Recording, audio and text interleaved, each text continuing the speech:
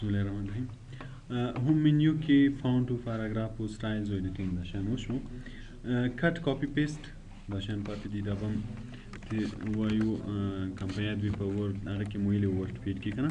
په ورد پیډ کې پینټ کې نو دلته هم هغه شی دی کله که غواړئ چې یو جمله کاپی کې پیست کې یو څه به مثلا دغه جمله چې دلته لیکلې زه غواړم چې دغه ځای کې بیا ولیکم لاندې بیا ولیکم څو ځای مې په کار ده غواړم چې بیا ولیکم یا مثلا دا پاراګراف چې مکمل دلته لیکل شوی ده لاندې مې بیا په کار ده یا دا مې په کار ده نو که چیرته زه دوباره له سره لیکم خو دا به وخت واخلي نو بیا موږ اسانه لار چې شنو استفاده کوو کاپي نه د دې نه کاپي اخلو هر ځای هر خط چې غواړئ کاپي یې کوئ خط سلیکټوئ کاپي کلیک کوئ کاپي چې دې کلیک بیا چې د هر چیرته راوستو همالته به کرسر ږدئ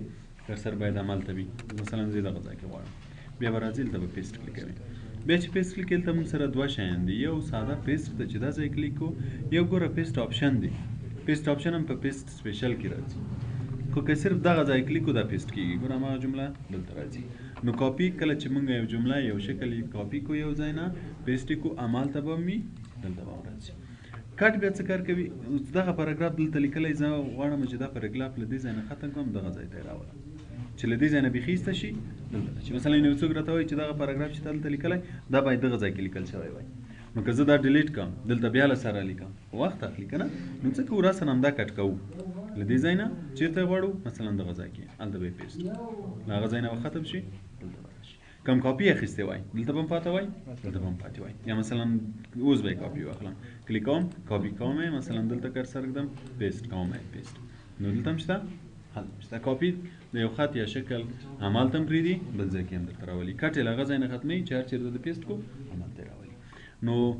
شارټکټو دا کار به همیشه په شارټکټو کوئ شارټکټونه به مو زده وي ګوره په هر یوه چې کرسر کېږدئ شارټکټ یې راځي اوس د دې شارټکټ چې ده وینئ کنټرول ایکس ده او د کاپي کنټرول سی د پیسټ کنټرول وي نو کله چې کاپي کټ یا پیسټ کوئ مثلا دا خط ده کنټرول ایکس وهم کټ کېږي چېرته یې غواړم مثلا دغه ځای کې کنټرول وي که بیا کنټرول وي کم تکرارېږي پیسټ کېږي یو شی چې کاپي کوي یا کټ کوي بیا هر څو وارې پیسټ کولی شي دې شي ته کټ کاپي پیسټ وایي بل موږ سره پیسټ سپیشل پیسټ سپیشل بیا څه کار کوي که چېرته زه یو جمله ولرم چې لږ سایز یې غټ وي مثلا دا یو جمله ده بولډ وی کم ایټالیک وی کم دا جمله زه کاپي کوم کاپي مې کړه دغه ځای کې پیسټ کوم نو که چېرته زه پیسټ کلیک کړم دا جمله په هماغه شکل راځي کوم شکل چې مې کاپي کړې هماغه شکل راځي خو که په هغه شکل تا نه غوښته مثلا زه غواړم چې دا جمله چې ما له دې ځای نه کاپي کړې دلته پیسټ شي خو ساده پیسټ شي دغه سټایل ونه لري لکه څنګه چې دلته اوس دا سټایل لري دغه غوندې ساده پیسټ شي نو په هغه صورت کې بیا موږ راځو له پیسټ استفاده کوو دا آپشنونه چې دلته دي دا هم ګوره هماغه دي چې باید فارمټ ولري فارمټ ونه لري یا صرف ټکسټ وي ګوره په دې کې ما سټایل غوندې راځي په دې کې ساده راځي خو بولډ ورسره ده په دې کې هم ساده راځي خو کله ته موږ سپیشل کلیک کوو بیا دا آپشنونه ټول دلته شته چې په دې کې اول دا ګوره مایکروسافټ ورډ ډاکومنټ آبجیکټ که چېرته موږ دا کلیک کوو همدغه سیم ټو سیم راځي خو آبجیکټ غوندې دغه شکل ته آبجیکټ وایي آبجیکټ موږ په ورډ پروګرام کې شکل ته هم آبجیکټ وایو چارټ ته هم آبجیکټ وایو بدون له ټکسټ نه چې کله موږ نور شیان جوړوو زیاتره اشکال چارټ دغه شیانو ته آبجیکټ ویل کېږي نو اوس ګوره آبجیکټ چې بیا کلیک کوو هغه بیا داسې چوکاټ ځان ته غوره کوي نو اوس دا یو شکل غوندې ده نو اوس موږ له دې ځای نه بیا دا کولی شو لکه یو شکل چې غټوو دا له دې ځای نه دا چوکاټ غټ کړو ووړي کړو کم کله تغیرات پکې راوستل خط کې راسن تغیرات نه راځي ډبل کلیک ور باندې کوي دا بل ورډ فایل کې خلاصېږي هلته به تغیرات پکې راولوس مثلا زه دا ټکنالوژي ترې ایسته کوم نو چې تغیرات مې راوستل کلوز یې کړم ګوره هغه به دلته عملي شي دې ته ډاکومنټ ورډ آبجیکټ وایي چې د ورډ د آبجیکټ غوندې پیسټ شي یا په پیسټ سپیشل کې مثلا فارمټډ ټکسټ ورته وایي فارمټ خپله ډیزاین ته وایي په ورډ یا ایکسل یا د مایکروسافټ افیس پروګرامو کې ټکسټ فارمټ چې ده د ټکسټ سټایل ته وایي یعنی دغه خط چې ده اوس فارمټډ ده او دا چې ده ان فارمټ ده دا فارمټ لري دا نه لري چې دا رنګ او سټایل او ډیزاین ولري دا مطلب فارمټ لري او چې وی نه لري نو فارمټډ مطلب چې دغه ډیزاین سره دی راشي نو چې کله زه کلیک کوم هماغه ډیزاین راځي خو دا دلته راسن بدلولی شي ګوره هغه آبجیکټ غوندې نه ده لکه هغه راسن دلته پکې تغیرات راوستی شي بل که چېرته زه دلته بیا کرسر کېږدم او پیسټ سپیشل کې ورته ان فارمټډ وایم ګوره هغه فارمټ و چې فارمټ سره راشي ان فارمټ مین بدون له فارمټ نه راشي نو اوس ګوره هماغه خط دلته پیسټ کېږي خو فارمټ به یې نه وي دا رنګ و سټایل دا شیان به یې نه وي ورسره او بل په پیست سپیشل کې مونږ تاسو پکچر لرو پکچر معنا چې بيخي عکس غوندي شي اوکي اوس ګوره دا شکل چې کلیک کوو چوکاټ به ور باندې راځي بیا خدا داسې شو لکه عکس چې وي مونږ تاسو چې وروسته بیا په وورډ کې عکسونه وایو چې عکسونه راولو ناغه مونږ هم بیا داسې کلیک کوای شو اوس دا که غټې د دې بیا د ختم ورسره غټېږي راسه وینئ که د کله غوښتل چې خط تغییر کړي د بیا خط تغییرېږي نه چې دا ډبل کلیک وکړي تغیرات پکې راولي هغه د کوم اپشنونه یا کوم شیان چې موږ د عکس لپاره لرو ټول د باندې عملي کولای شو ځکه چې دا اوس عکس غوندې شو نو که کله کوم خط عکس غوندې غوښته چې راشي نو بیا پیست سپیشل کې پکچر کلیک کوئ HTML فارمټ یې فعلا ساده راولي او دا هم ساده پیسټوي دا دواړه که کلیک کړو خط ساده پیسټ کېږي دې ته پیست سپیشل وایي بل د فارمټ پرنټر فارمټ ما درته ویل چې وینې ډیزاین دې شنو ته وایي که نه پرنټر ده که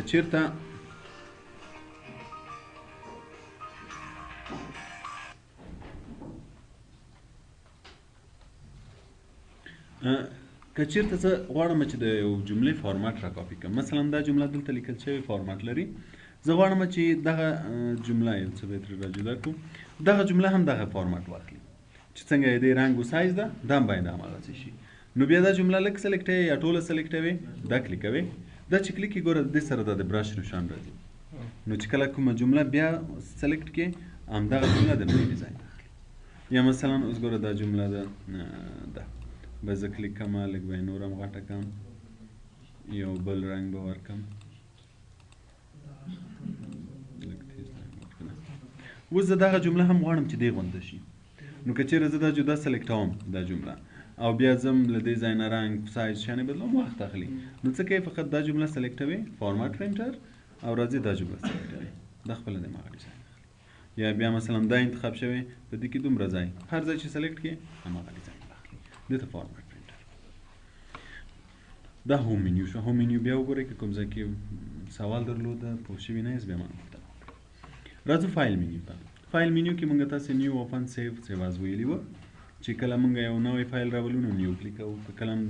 سیو شوي فایلونه راوستل اوپن کلیک کوو او که چېرته دا فایل سیو کوه چې بیا په آینده کې هم هر وخت په کار یې راوستلی وشو بیا هم سیو کلیک کوو سیو وینې چې کله سیو کلیک کړې نو د نوم پوښتنه درنه کوي په کوم ځای کې سیو کوي دس کمپیوټر هم دا کمپیوټر براوز چېرته سیو کوي مثلا زه وایم ډاکومنټ کې په کوم نوم دلته یو نوم ورکوئ نو چې سیو کلیک کړې دا فایل سیو کېږي او نوم یې دلته لیکل کېږي بیا چې هر وخت مو په کار یې له کوم ځای نه راخلاصوو له اوپن نه یعنې دا زر شیان او سیواس چې یو فایل په دویم نوم او په درې نوم سیو کوي نو بیا په سیواس کلیک بیا راځو پرنټ ته پرنټ د دې چې دا له ورډ پیډ نه لږ مختلف ده کله که غواړې چې پرنټ یې کړي اوس مثلا زه دا شی غواړم چې پرنټ یې کړم څو صفحې دي 2 صفحې لرم ګوره یو لاندې صفحه ده چې کله یې پرنټوي نو راځي پرنټ کلیکوي پرنټ پریویو د دې دلته ده دلته یې درته ښیي چې څه رقم به پرنټ کېږي مثلا له سر نه به دومره فاصله ولري له دې طرف نه دومره فاصله لري له دې ځای نه دومره فاصله لري کله چې راځي دویمه صفحه ګورئ ګوره دویمه صفحه به دې دغه وي دویمه صفحه به تقریبا دا هم دومره فاصله له دې ځای ولري دومره فاصله به نو که دې بیا تغیرات راوسته نو بیرته له دې ځای نه ځي صفحې ته تغیرات راولي مثلا بعضې ځایونو کې وایي چې والا دا خط لږ غټ دی لږ یې باید ووډ کړم یا لږ ووډ دا غټ یې کړم هر تغیرات چې دې راوستل بیا له پرنټ نه مخکې بیا راځي دلته پرنټ کلیک کوئ دلته یو وارې ګورئ کله که دې ویلې چې بس صحیح ده صحیح همداسې باید پرنټ شي بیا پرنټ بټن کلیک کوئ اوس دلته ګوره ووډ ښکاري ځکه چې فیصدي دلته څو فیصده دی راته ښکاره کوي 80% راته ښکاره کوي خو پرنټېږي څو فیصده 100% نو له دې ځای نه موږ کولی شو چې 100% هم راسه نه وګورو نو اوس ګوره دلته فیصدي 100 شوه 108 به نه کم به کم 100% یعنې که پرنټ شي په ورقه راوځي بیا به دومره ښکاري لکه څومره چې په 100% کې ښکاري نو همیشه بیا یو 100% کې هم ګورئ چې څومره درته ښکاري کله چې ته تغیرات خوښ شو غوښتل چې د پرنټ یې کړې نو بیا به پرنټ بټن کلیک کړې دی به یې لاسن د پرنټر خو پرنټر باید وصل وي له کمپیوټر سره نو په هغه صورت کې به دی پرنټر وي او پرنټر نوم باید بیا له دې ځای نه انتخاب کړې که چېرې مثلا زما کمپیوټر سره 2-3 پرنټره وصل وي رنګه پرنټر هم ساده پرنټر هم وي نو له کوم پرنټر نه دا ورقې پرنټ شي دلته به یې نومونه موجود وي له هغه نه به یې پرنټ وي خو پرنټر باید انسټال وي موږ تاسو وینډوز کې ویلې که نه نو بیا چې له هر پرنټر نه پرنټ غواړئ چې وځي مثلا زه له دغه پرنټر نه پرنټر غواړم چې دا ورقې پرنټ شي دا کلیک کوم بیا به پرنټ کلیک کوم نو له هغه پرنټر نه به پرنټ راوځي بل کاپي چې څو کاپي درته راوباسي مثلا دغه 2 صفحې یوه عریضه ما لیکلی ده یا مې یو فورم خرابوري کړی که نه که یو وي یو کاپي یې راوځي که یې 2 کې 2 کاپي راوځي هر څومره کاپیانې چې غواړو دلته به شماره ورکوو یو کاپي بل دلته موږ سره سیټینګ ده چې که چېرته زه غواړم چې ټولې صفحې پرنټ نه شي نو دلته به بیا دا کلیک کوو په دې کې موږ لرو اول پرنٹ آل پیجز، مطلب دا چې دلته چې هر څو صفحې وي ټول راته پرنٹ کړه. مثلا یو چپټر هم جوړ کړی په 10 صفحو کې ته وایي چې دا ټول راته پرنٹ کړه، پرنٹ آل پیجز. او که چیرته پرنٹ سلیکشن ورته وایو، پرنٹ سلیکشن مطلب چې کوم ځای موږ سلیکټ کړی وي، مثلا زه غواړم چې صرف دغومره جملې پرنٹ کړم، نو دا به سلیکټوم، بیا به راځم په پرنٹ کې او دلته به کوم شی کلیک کوم، پرنٹ سلیکشن. اوس به صرف اور صرف دغه ځای دا کوم چې تا سلیکټ کړی هماغه درته پرنٹ وي، نور نه پرنٹ وي. او که چیرته کرنٹ پیج ورته وایو، پرنٹ کرنٹ پیج. کرنٹ پیج هغه پیج ته وایي په کوم پیج کې چې کرسر وي. که صرف غواړي چې دغه پیج پرنٹ کړي، مثلا زه غواړم صرف دغه پیج پرنٹ شي، نو په دې کې کرسر ږدو، بیا راځو پرنٹ ته او دلته به ورته وایو چې پرنٹ کرنٹ پیج. نو کرنٹ پیج ورته وایي صرف دا پیج پرنټیږي، نور پیجونه نه پرنټیږي. او که چیرته کسټم پرنٹ ورته وایو، کسټم پرنٹ چې ورته وایي ګوره کرسر به راسم دغه ځای ته راشي. دلته بیا موږ خپل په خوښه عدد ورکوای شو. تاسې ورډ کې مو ویلي وه، مثلا زه یو ډاکومنټ لرم چې څو صفحې دي پکې، 10 صفحې، ګوره شماره یې 10 شو. د 10مه صفحه کې به مې یو څه خط ولیکم. زه غواړم چې پرنټ یې کړم، ټولې صفحې نه پرنټوم، له اول نه تر 5مه یې پرنټوم، نورې نه پرنټوم. نو پرنټ کې به راشو، دلته به ورته وایي چې کسټم پرنټ. کسټم پرنٹ کرسر بدل ته راشي. که هیڅ دا ورته هم نه وایو، د عدد خپل ولیکو، هغه خپله کسټم پرنټ کېږي. مثلا زه دغه ځای کې ورته چې له اول نه تر کوم ځای پورې، تر 5. ګوره دلته خپل آپشن څه شی راغی، کسټم دی. ما چې هر یو کلیک کړی وي، چې کله زه دلته عدد لیکم هغه خپله کسټم پرنټ کېږي. اوس مثلا زه دا ختموم، دلته ما هول ډاکومنټ کلیک کړی یا مې کرنټ پیج کلیک کړی، خو چې کله زه دلته عدد لیکم، مثلا زه وایم چې د اول نه تر 5مه، دلته آپشن خپله څه شی کېږي، کسټم پرنټ کېږي. اوس ما دلته ولیکل چې 1-5، د دې مطلب دا چې له اول نه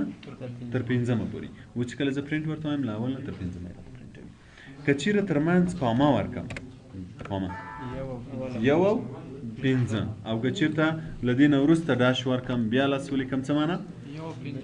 اوله صفحه او 5مه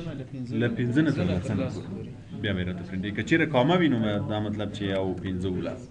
که چیرته ډاش وي، د دې مطلب چې اوله صفحه بیا له 5مې نه تر 10مې صفحې پورې. نو هر څومره صفحې چې غواړو پرنټ کړو، دلته بیا کسټم کې ورته عدد لیکو، نو مغونه صفحې به بیا راته پرنټوي.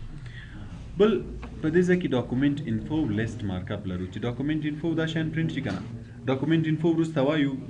وروستنۍ موضوع زموږ ډاکومنټ ده، نو که غواړې چې هغه شان پرنټ کړې، له دې ځای نه ورته وایو، مارک اپ هم همداسې. بل موږ تاسو ته پرنٹ اوډ پیج او پرنٹ ایون پیج لرو. اوډ معنا تاقي صفحې، ایون مطلب جفت صفحې. که زه غواړم چې صرف تاق صفحې راته پرنٹ شي، تاق صفحې مثلا اوله شماره تاق ده که نه، 3مه تاق ده، 5مه تاق ده. نو که زه غواړم چې صرف تاق صفحې پرنٹ شي، نو بیا به ورته پرنٹ اوډ پیج وایم. پرنٹ اوډ پیج مطلب صرف تاق صفحې راته پرنٹ کړه. او که چیرته ورته اونلی پرنٹ ایون پیج ورته وایم، مطلب جفت صفحې، 4مه 2مه 4مه 6مه. دغه اوډ او ایون زیاتره مونږ هغه وخت استفاده کوو کله چې مونږ یو پاراګراف یو کتاب شاومخې پرنټوو، ورقې شاومخ پرنټوو. په هغه صورت کې مونږ اوډ ایون نه استفاده کوو. اول کار څه کوو، اول اوډ پرنټوو یا جفت، اول یا تاق صفحې پرنټوو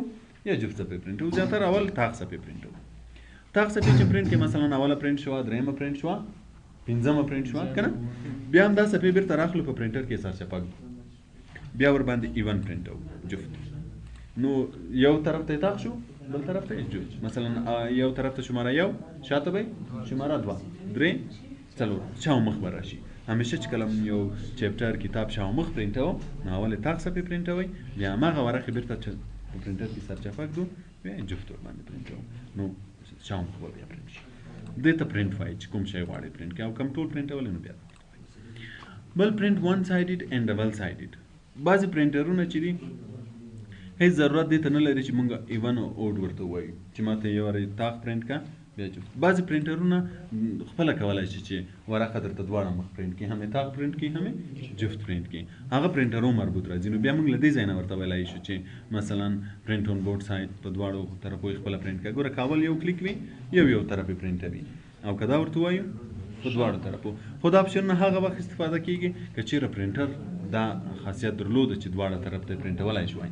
زیاتره پرنټرونه یې نه لري، نو بیا موږ په هغه وخت کې له دغو نه استفاده کوو. د زیاتره ساده پرنټرونه، ارزان بیه پرنټرونه دا اپشن نه لري، نو د هغه لپاره موږ تاسې دا استعمال کوو. او کوم پرنټر چې درلوده، نو د هغه لپاره بیا دا استعمال وخت بیا ضرورت نشته. بل ته کولیټ. کولیټ بیا څه کار کوي؟ مثلا ما یو چپټر جوړ کړی ده، څو صفحې مې جوړ کړی و، 10 صفحې. دا له صفحې زه ورته وایم چې د دې چپټر څو کاپیانې ماته پرنټ کا مثلا 15 کاپیانې درته پرنټ کا تر څو زه هر چپټر یو نفر ته ورکولی شم که نه هر یو ته چې چپټر ورکوم څو صفحې به وي 10 صفحې به وي خو څو کاپیانې زه غواړم 15 کاپیانې غواړم اوس به دی دا پرنټر ماته څه رقم پرنټر نو دلته موږ تاسې کولیټ لرو کولیټ ان کولیټ که چېرته دا کولیټډ کلیک وي دی به له یوه نه شروع کوي تر لسمې پورې یوه نه تر لسمې اولې شروع کړي یوه نه تر لسمې چې بیا پوره شوې بیا یوه نه تر لسمه کله چې راواخلې خپله به هر یو ځان ته جدا جدا وي خو که چېرته موږ دلته ان کولیټډ ورته وایو بیا اوله صفحه لاسوارې پرنټوي دویمه صفحه لاسوارې پرنټوي درېیمه صفحه لاسوارې پرنټوي همداسې مسلسل بیا به ته د هر یوه نه یوه راخلې او چپټر باندې به یې کوئ نو که دې هغسې غوښتل دا کلیکوئ او که دې جدا جدا غوښتل ان کولیټ زیاتر کولیټ استعمال بل پکې پیج اورینټیشن ده چې پیج څه رقم راشي اوس ګوره صفحه داسې په اوږدو باندې ده که چېرته دلته لینډسکیپ کلیک کړو بیا په بره باندې راځي او که بیرته په اوږدو غواړئ نو پورټریټ هم کولی شي کولی شي بل د پیج سایز هم موږ تاسې په ورډ پیډ کې ویلی دا هم ډېر زیات مهم ده کله چې موږ دا ورقه پرنټوو په کومې ورقې پرنټوو موږ سره کومې ورقې په پرنټر کې دي نو دې ځای نه به یې سایز انتخابوو دا د پرنټر ورقې ځان ته اندازې لري زیات خلک کومه اندازه استعمالوي A4 استعمالوي نو موږ تاسې باید مخکې له مخکې نه دلته A4 ورته کلیک کړو ځکه چې دا سایزونه یې مختلف دي بعضې وړي دي بعضې لوی دي اوس دا A5 چې ده A5 نیم د A4 کېږي یعنې 2 A5 د یوه A4 کېږي نو اوس که مثلا ما دلته A4 کلیک کړی وي او په پرنټر کې مې A5 ورقې ایښې وي له دې ځای نه مثلا ما A4 انتخاب کړی ده خو په پرنټر کې ما کومې ورقې ایښې دي A5 ورقې ایښې نو بیا څنګه چې دی دلته ماته ښي هغسې خو یې نشي پرنټولی ځکه چې تا دلته یو اندازه ورته ویلې هلته بله اندازه نو بیا هغسې نشي پرنټولی امکان لري نیم پرنټ شي